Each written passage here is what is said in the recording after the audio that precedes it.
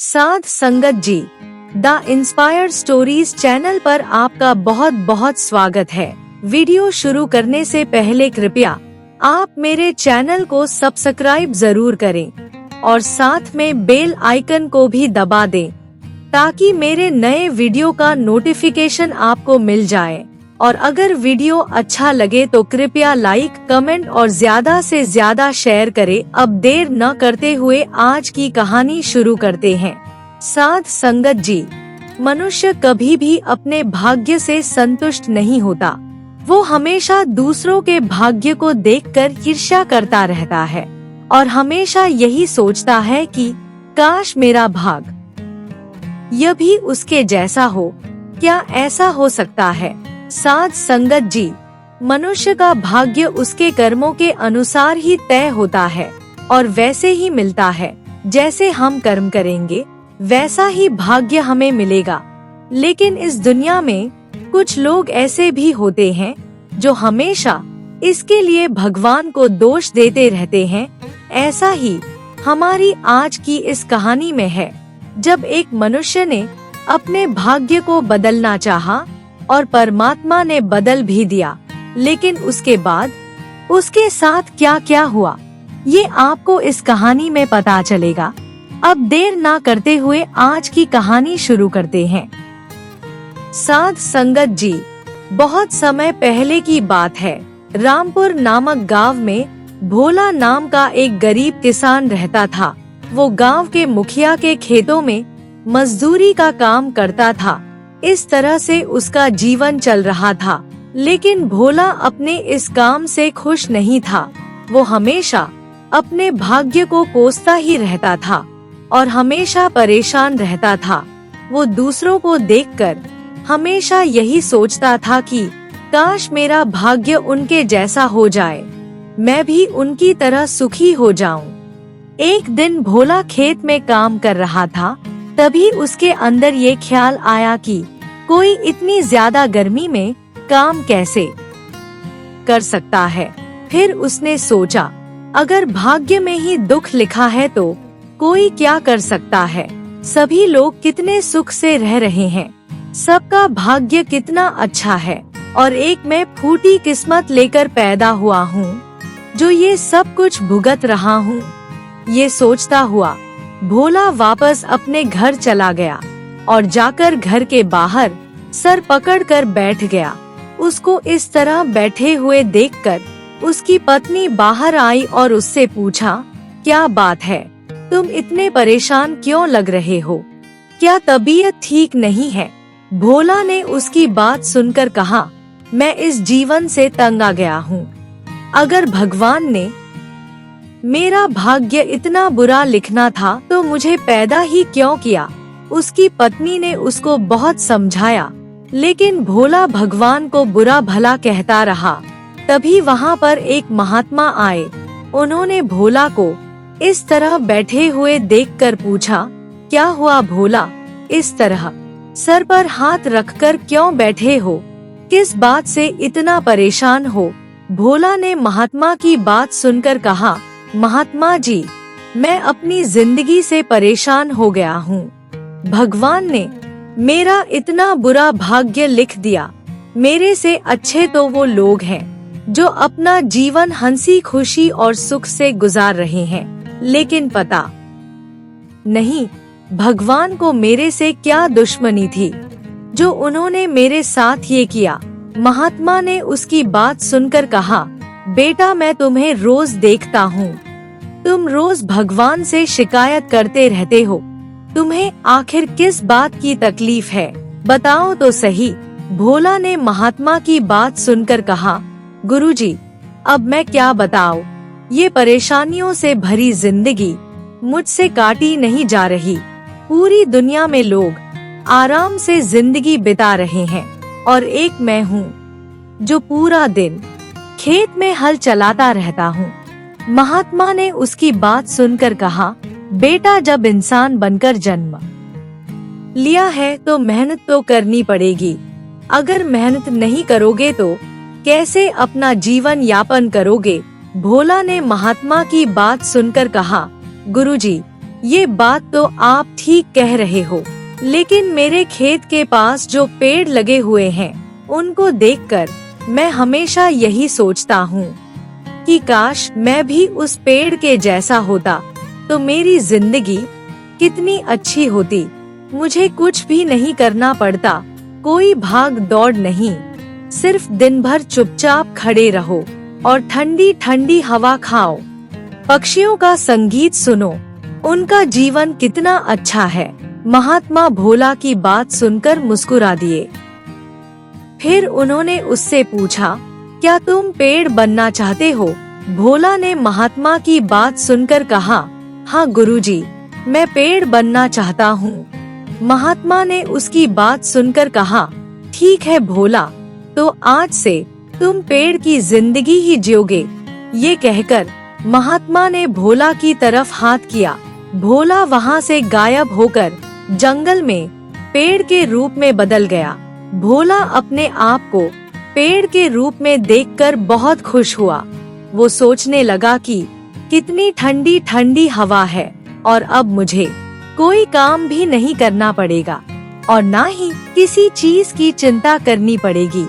मैंने सही सोचा था, पेड़ की जिंदगी ही सबसे अच्छी है। ये बात सोचकर भोला बहुत खुश हुआ। लेकिन कुछ दिनों के बाद जोर की बारिश और आंधी तूफान आया। बारिश के कारण भोला का शरीर बिल्कुल ठंडा होकर कांपने लगा।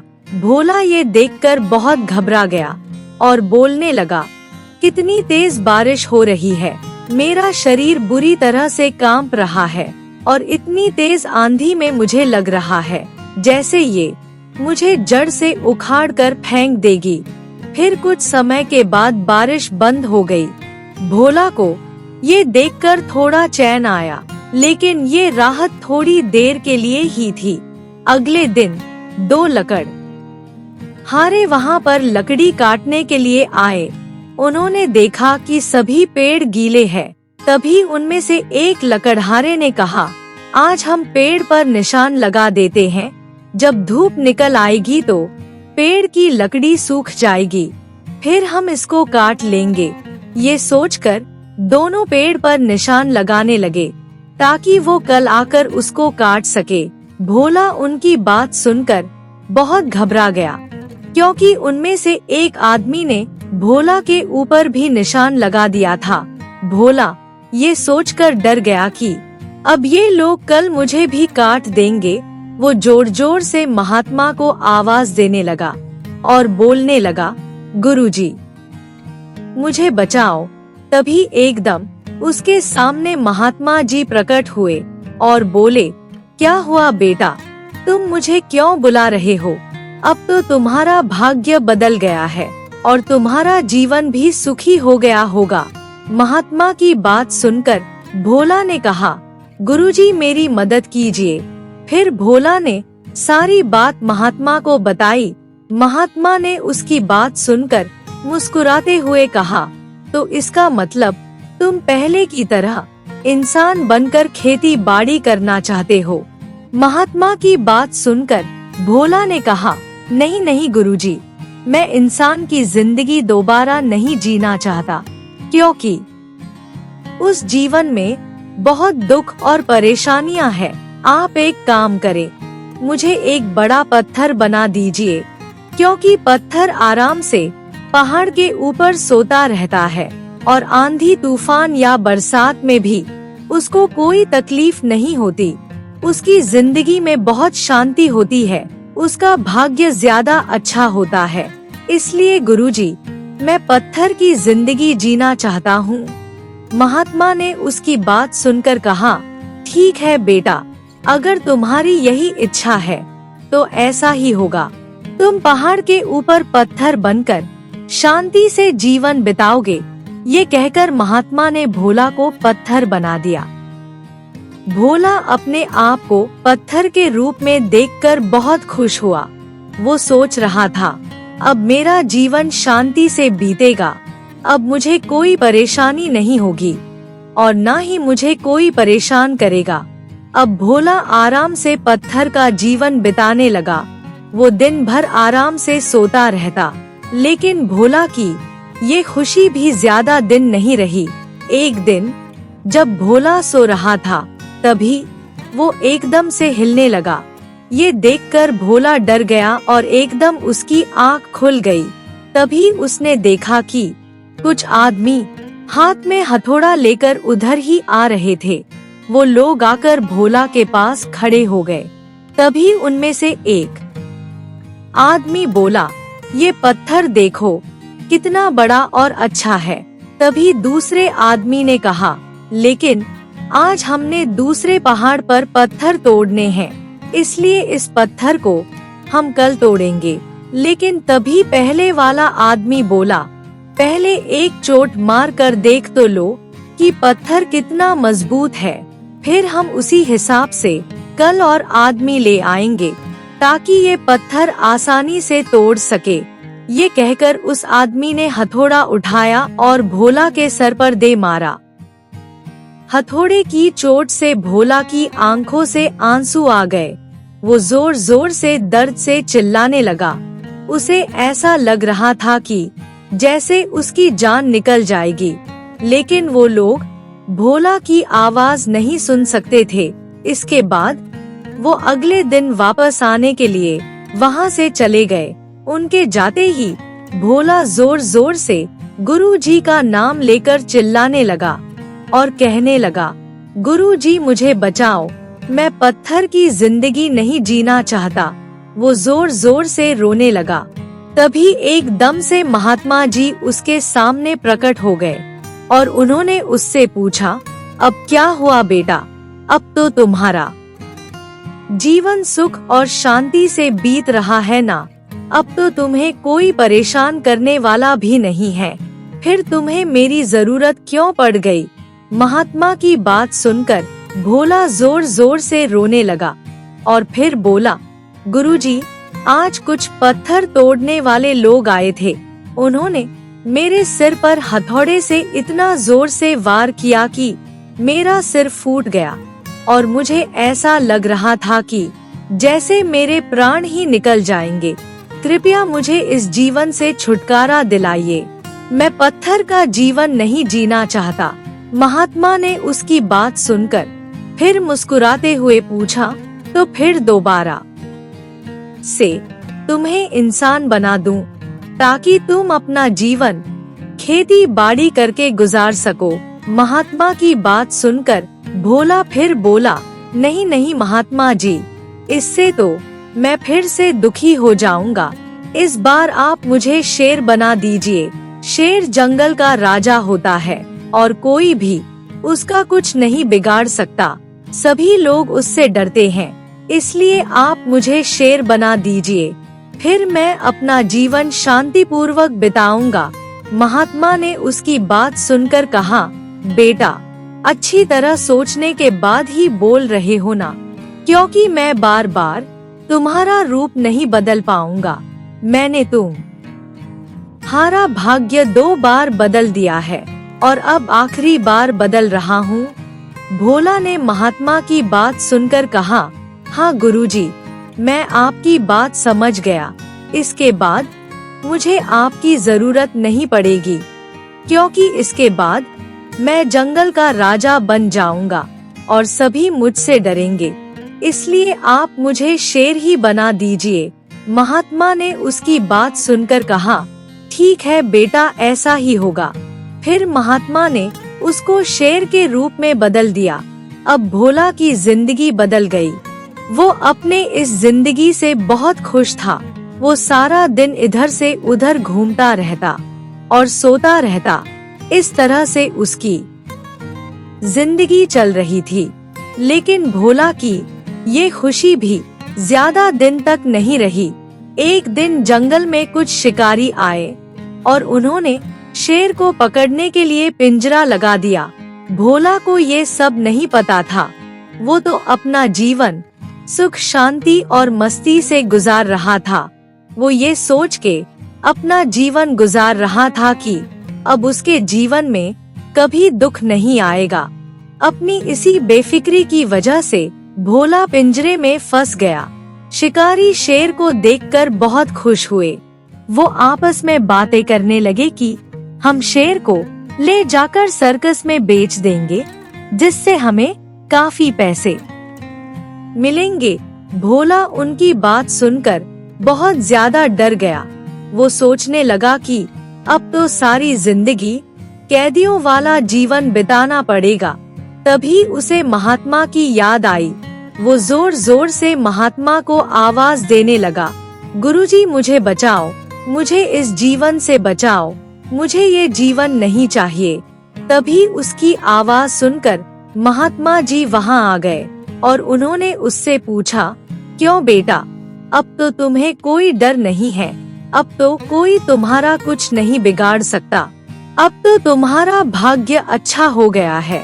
महात्मा की आवाज सुनकर भोला जोर जोर से रोने लगा और कहने लगा, गुरुजी मुझे बचाओ, ये लोग ले जाकर मुझे सर्कस में बेच देंगे, उसके बाद मेरी पूरी जिंदगी कैदियों की तरह गुजरेगी, मुझे जल्दी से बचाओ, मुझसे ये तकलीफ सहन नहीं होगी।